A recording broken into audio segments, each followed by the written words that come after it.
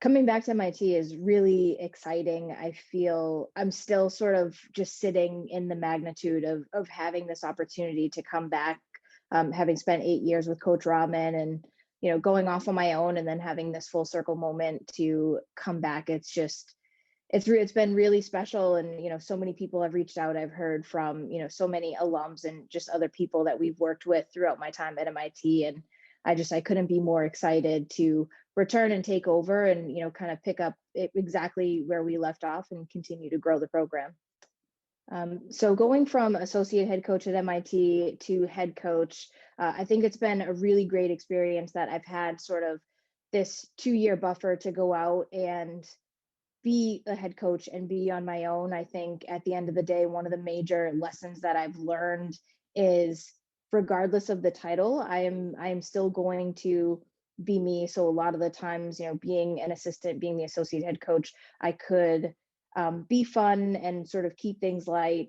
But I was still helping to grow people's skill sets and, still being very prepared with my X's and O's and, reminding the players of what our core values were and what we were going to do. And so I think that's still just very much of what I'm excited to do and just build upon some of the core values that we have and kind of take and put my own spin on it. I'm sort of now being the one that gets to call the shots, so to speak. So I'm really excited to that and put my own stamp on the program, even more so than when I was an assistant and associate head coach. My vision is I want to keep growing. The last couple of seasons, the team has brought in some solid recruiting classes, and I want to maintain that level of competition within the league, but then also within ourselves and making sure that we're bringing in strong recruiting classes to push those ahead of them and continue to grow. We were fortunate enough the last couple of seasons, my last 2 seasons there, we were NUMAC champions. Last year, they made it to or pre-COVID, they made it to the championship round. And so just continuing on with that excellence of, always being in the conversation at the top of the NUMAC and continuing to stay connected with our alums. I think that's been one of my most favorite things that has come about of our time at MIT is just this network that continues to grow and be connected. And I want to make sure that that remains a pillar of everything we do within the women's basketball program.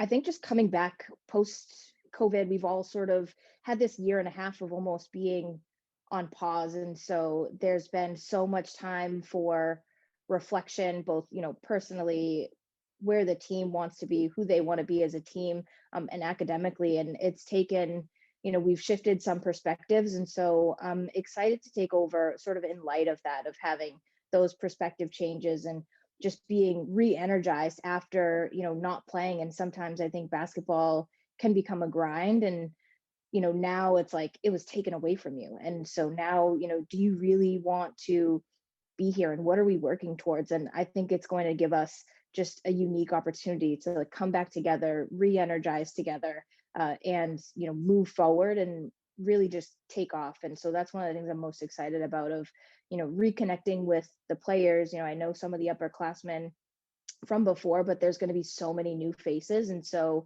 I'm just excited to really bring everyone together and sort of reestablish, who we are and what we're going to do. One thing I would like to add is I think throwing out, there's a reason that there's rules for different things. And so there was a player bag check that was started way back when, because we had a player that brought 2 left shoes to, luckily it was only a scrimmage, and so from there on, we reinstated bag checks. And then a few years later, I am the reason that there's a coach's bag check. And so knowing that, so Coach O'Connell and other staffers and players' bag checks will still be a thing for all of us.